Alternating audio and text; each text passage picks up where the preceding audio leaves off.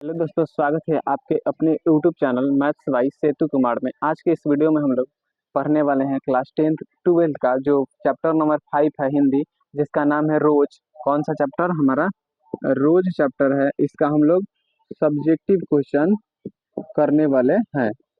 देखिए, इस वीडियो में हम लोग सब्जेक्टिव क्वेश्चन को इस तरह से पढ़ेंगे कि आपको क्लास में याद होगा। देखिएगा कि हम सिर्फ क्वेश्चन लिखे हैं, कोई आंसर नहीं लिखा है। हम आपको क्लास में बताते चलेंगे और आपको याद होगा। ये मेरा मतलब वादा है कि आपसे याद हो जाएगा। अगर आप इस क्लास को नहीं देखना चाहते हैं या फिर आप पिछला क्लास देखें इसका पूरा फुल अर्थ एक्सप्लेनेशन, तो इस वीडियो को देखने की कोई ज़रूरत नहीं है। अगर उसको नहीं देखे हैं तो उसका लिंक डिस्क्रिप्शन में है, एक बार जा करके उसको देख लीजिएगा। देखिए, जैसे कह रहा है पहला क्वेश्चन इसका, कह रहा है कि मालती के घर का वातावरण आपको कैसा लगा? आपके शब्दों में, सॉरी अपने शब्दों में लिखें। लिखना है कि मालती के घर का वातावरण कैसा था। तो ये मालती का घर का वातावरण एक मध्यम वर्गीय परिवार के घर के वर्ग के वातावरण के जैसा था। जैसे सभी सामान्य वर्ग के लोग, सभी लोगों का, सामान्य वर्ग के लोगों का क्या घर होता है, उस तरह से मालती का घर का वातावरण हमें दिखाई देता है। जैसे सभी महिलाएं अपने घर में रहती है और आराम से खाना बनाती है, सुबह अपना घर का पूरा काम करती है, अपने बच्चे को संभालती है। उस तरह से इस घर का क्या था, वातावरण था। ये एक वर्ग जैसे छोटा कम गरीब लोग, जिस तरह से सामान्य वर्ग, गरीब भी नहीं और अमीर भी नहीं, उस तरह से इसका घर का वातावरण था कि सुबह काम करना, शाम तक ले खाना बनाना, बच्चे को संभालना, अपने पति को खाना खिलाना, सब कुछ अपने मतलब घर परिवार में संभालना। घर पर इसका घर का वातावरण ऐसा था, एक सामान्य वर्ग के घर के जैसा था। ठीक, इसका आंसर ऐसे हो जाएगा। दूसरा क्वेश्चन है, दोपहर में उस सूने आंगन में पैर रखते ही मुझे वैसा जान पड़ा मानो उस पर किसी सांप की छाया मंडरा रही हो। ये कैसी शाम की छाया है, वर्णन करें। जैसे इस क्वेश्चन में ही ये कह रहा है कि जब लेखक इसके घर पे गए दोपहर में, तो यहाँ पे देखिए कि इस घर में क्या है, एक शाम की छाया। ऊपर है कि ये कैसी शाम की छाया है। कह रहा है कि मालती बचपन में एक ऐसी लड़की थी, चंचल लड़की थी, खेलती थी, उतना पढ़ाई नहीं करती थी। आज उस लड़की का जीवन किस तरह से बीत रहा है कि जैसे क्या, कि एकदम नीरस जीवन इसका हो गया, उदास रहती है, दिन भर खाली घरों का काम करती है, घर को संभालती है। ठीक, इस क्या फिर से समझिएगा कि घर पे कैसे शाम की छाया मंडरा रही है और ये कैसी शाम की छाया है, वर्णन करे। जैसे कह रहा है कि इस घर में ऐसी शाम की छाया मंडरा रही है कि जो मालती पहले बचपन में चंचल हुआ करती थी, घर में खाना नहीं बनाती थी, घर में सबसे पहले खाती थी, वो आज सब घर संभाल रही है, खाना बनाती है, उदास रहती है, निराश रहती है, सबको खिलाने के बाद खाती है। ठीक, समझ में आ गया यहाँ तक?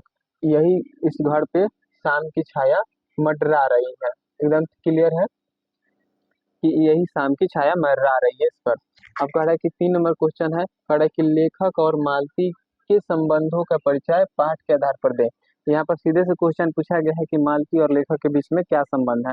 तो मालती और लेखक के बीच में यही संबंध संबंध था कि मालती जो थी लेखक के दूर की बहन, रिश्तेदार की बहन थी। क्या, मालती दूर के रिश्तेदार की बहन थी और ये दोनों आपस में सखी की तरह रहता था। सखी मतलब दोस्त की तरह रहता था, साथे पढ़ता था लो, साथे खेलता था लो। अब इसकी शादी हो गया है तो ये इससे मिलने गया था। ठीक है, यहाँ तक क्लियर है कि मालती और लेखक के बीच में क्या संबंध है। तो मालती और लेखक दूर के रिश्तेदार का भाई या बहन था लो। समझ में आ गया।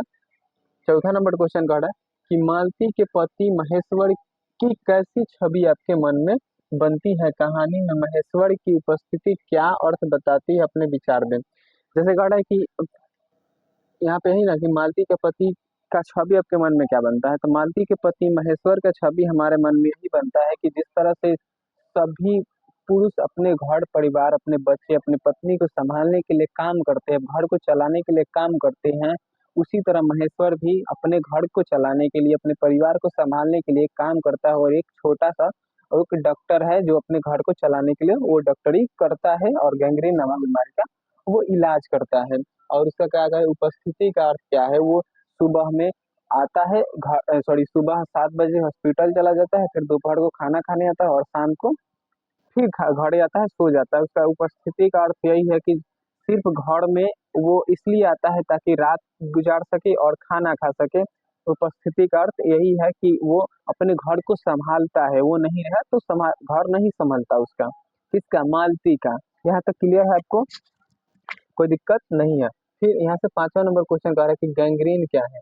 गैंग्रीन एक बीमारी है, ध्यान सुनिएगा, गैंग्रीन एक बीमारी है जो कांटा चुभने से होता है, और जिस अंग में गैंग्रीन हो जाता है उस अंग को काट के हटाना पड़ता है। क्या? जिस अंग में गैंग्रीन होगा उसका अंग को क्या काट कर हटा दिया जाएगा। फिर से समझिएगा, गैंग्रीन एक बीमारी है जो कांटा चुभने की वजह से होता है, और जिस अंग में कांटा चुभता है उस अंग को काट के हटा दिया जाता है। 6वां नंबर क्वेश्चन करेंगे, कहानी से उन वाक्य को चुने जिनमें रोज शब्द का प्रयोग है। करेंगे कहानी में कहाँ कहाँ पे रोज है उस वाक्य को खोजिए। तो एक चीज तो यहाँ पे याद है कि जब टीटी सोया रहता है तो गिर जाता है पलंग पर से, तो लेखक बोलता है कि इसको चोट बहुत लगा है, तो मालती बोलती है इसका तो रोज ही क्या काम है चोट लगना। तो यहाँ पे एक हो गया। उसके बाद जब 7 बजे पानी नहीं आता तो मालती, सॉरी, लेखक कहता है कि अभी भी पानी नहीं आया, तो फिर मालती कहती है कि ये तो रोज का काम है, ये इसी तरह पानी आता है रोज रोज लेट से। फिर महेश्वर जब घर पे दोपहर में खाना खाने के लिए आते हैं तो फिर लेखक बोलता है कि आज आप लेट करके आ गए हैं। तो फिर महेश्वर बोलता है कि ये तो हमारा रोज का काम है, रोज लेट हो जाता है। ठीक ठाक यहाँ तक आपको समझ में आ रहा होगा। फिर आप जब लेखक शाम को, सॉरी, महेश्वर शाम को घर पे खाना खाने आता है रात को 7 बजे के करीब में, तो फिर वो लेखक पूछते हैं कि क्या आपको से तो फिर लेट हो गया। तो ये पूछते महेश्वर बोलते हैं कि नहीं, ये तो हमारा रोज का काम है, हम कभी लेट हो जाते हैं।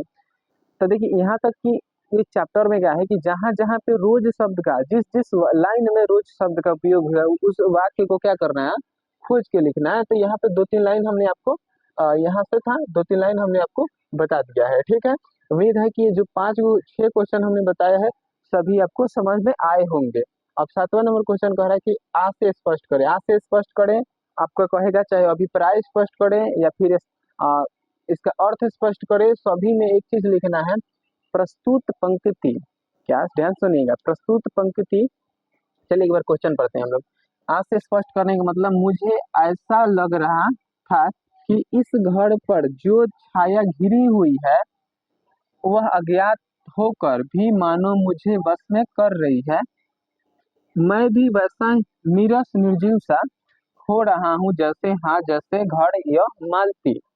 करे अब यहाँ से इसका अर्थ लिखना है तो क्या कहेंगे कि प्रस्तुत पंक्ति अज्ञे द्वारा रचित पाठ रोज से लिया गया है। इस लाइन के माध्यम से कवि लेखक कहना चाहते हैं कि इस घर में जो छाया मंडरा रही है, जिस तरह से मालती बचपन में चंचल रहती थी, खेलती थी, पढ़ाई कम करती थी, लेकिन उसका आज जीवन ऐसा बदल गया है कि वो नीरस हो गई है, सिर्फ निर्जीव के जैसा हो गई है, उदास रहती है। वही छाया मुझे भी बस में कर रही है, ऐसा लग रहा है कि वही छाया क्या मुझको भी अपने वश में कर रही है। फिर समझ लीजिएगा, प्रस्तुत पंक्ति अज्ञे द्वारा रचित पाठ रोज से लिया गया है। इस लाइन के माध्यम से लेखक कहना चाहते हैं कि जो मालती पहले बचपन में इतना चंचल रहती थी, खेलती थी, वो आज नीरस निर्जीव सा हो गई है। वही छाया मुझको भी अपने बस में कर रही है, वो अज्ञात होकर भी मुझे अपने बस में कर रही है। यहाँ तक क्लियर हो गया होगा। अब देखिए 8 नंबर क्वेश्चन है, कह रहे कि 3 बज गए। ध्यान से देखिए, 3 बज गए, 4 बज गए और 11 बज गए। कहानी में घंटों के इन खड़कों के साथ साथ मालती की उपस्थिति है। घंटा बजने से मालती का क्या संबंध है? मेन क्वेश्चन यही है कि मालती के घंटा बजने से क्या संबंध है। तो ऐसे होता है कि 3 बज गए तो मालती का क्या होता है, 3 बज गया। फिर यहाँ से 4 बजे, 4 बज गया, इस तरह से मालती बोलती है। सुबह 11 का 11 बज गए। ये कह रहा है फिर कि कहानी में घंटों के इन खड़कों से क्या संबंध है। तो कह रहा है कि मालती के इन घंटों से यही संबंध है कि जब जब मालती देखती है कि ये टाइम समय बीतते जा रहा है तो वो सोचती है कि मेरा अभी जीवन और ज्यादा दिन नहीं, मेरा जीवन इतना कट गया है और भी कटने वाला है, अभी और जीवन इतना हमारा क्या है बाकी। इस तरह से मालती सोचती है कि मेरा जीवन इतना बीता है, अभी बीतने वाला है, 4 बज गए, मतलब अभी और बाकी है, मेरा दुख अभी और झेलना है, मुझे अपने घर के लिए अभी और कार्य करने हैं। इस तरह से मालती क्या उसकी घंटों से ये सोचती है, इसके बीच में ही संबंध है। यहाँ तक तो क्लियर कोई दिक्कत नहीं है। फिर आ रहा है यहाँ से अभिप्राय स्पष्ट करने के लिए। अभी बोले हम कि अभिप्राय स्पष्ट करना हो या फिर आ से स्पष्ट करना हो या फिर और से स्पष्ट करना हो, सभी का बात एक ही होता है। यहाँ पे क्लियर आपको दिख रहा होगा, ध्यान से देखिएगा तो दिखेगा, ठीक है।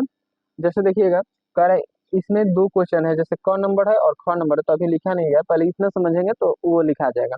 फिर कह रहा है कि यहाँ इसका स्पष्ट करना है कि कह रहा है कि मैंने देखा पवन में चीड़ के वृक्ष गर्मी से सूख कर मटमैले हुए हैं, किंतु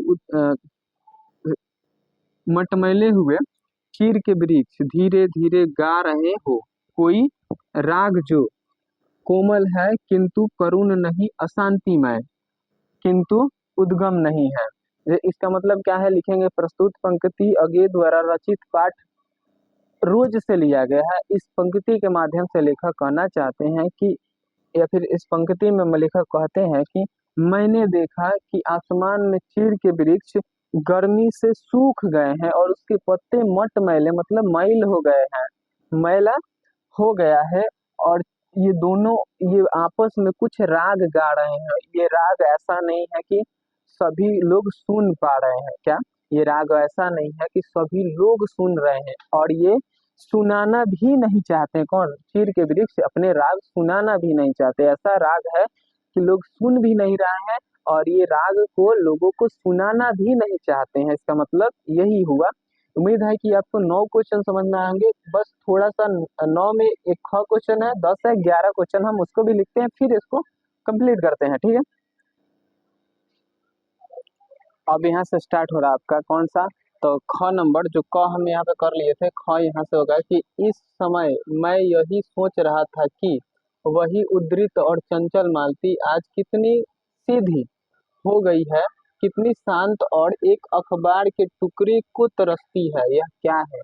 तो क्या लिखेंगे कि प्रस्तुत पंक्ति अज्ञे द्वारा रचित पाठ, अज्ञे द्वारा रचित पाठ रोज से लिया गया है। इस पंक्ति के माध्यम से लेखक यह कहते हैं कि वही चंचल लड़की मालती जो पहले एकदम चंचल थी, घर में किसी का बात नहीं मानती थी, सबसे पहले खाना नहीं बनाती थी, इसी और चंचल मालती और एकदम खेलने वाली मालती आज कितनी सीधी हो गई है और एकदम शांत हो गई है। और ये जो लड़की पढ़ती नहीं थी वो आज एक अखबार के टुकड़े के लिए तरस रही है।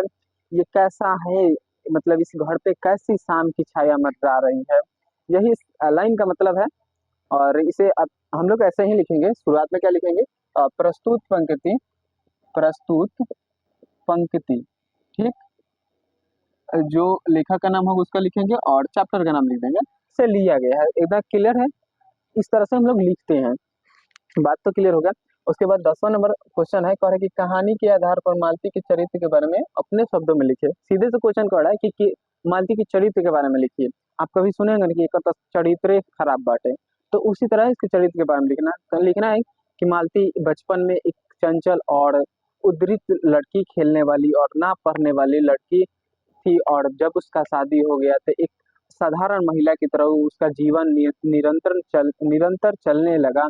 जैसे एक महिला अपने घर को संभालती है और अपने बच्चे को संभालती है, अपने घर को अच्छा रखने के लिए खुद मेहनत करती है, उस तरह से मालती क्या मेहनत करती है। और उसका यही है कि सुबह उठती है, घर के काम करती है, शाम तक काम करती है, फिर सुबह फिर उठती है, फिर काम करती है। मालती का जीवन इसी तरह से निरंतर क्या होता है, चलते रहता है। एक महिला, साधारण महिला जिस तरह से रहती है उस तरह से मालती का जीवन भी क्या होता है, व्यतीत होते रहता है। इतना क्लियर हो गया है आपको। 11 नंबर क्वेश्चन, आखिरी क्वेश्चन है इस चैप्टर का, क्लियर है। करे कि बच्चे से जुड़े प्रसंगों पर ध्यान देते हुए उसके बारे में अपने शब्दों में लिखें। बच्चे, इसमें एक चैप्टर में एक बच्चा था, कौन? जिसका नाम था टीटी। टीटी नाम था ना, टीटी नाम था। तो कह रहे कि इस बच्चे को जिस तरह से हर एक माँ, हर एक महिला अपने बच्चे को अच्छे से देखभाल करने के लिए अपने आप को कष्ट देती है, और कोई बच्चा रोता है तो उसको फिर खिलाती है, सुलाती है, आराम से दुलार करती है, उसी तरह इस बच्चे में इस मालती भी अपने बच्चे के लिए इस तरह से करती है। देखिए यहाँ तक तो हम लोगों ने कितना क्वेश्चन, तो 11 क्वेश्चन किए हैं। उम्मीद है कि 11 क्वेश्चन आपको पूरा जद्दोजहद में याद हो गया होगा।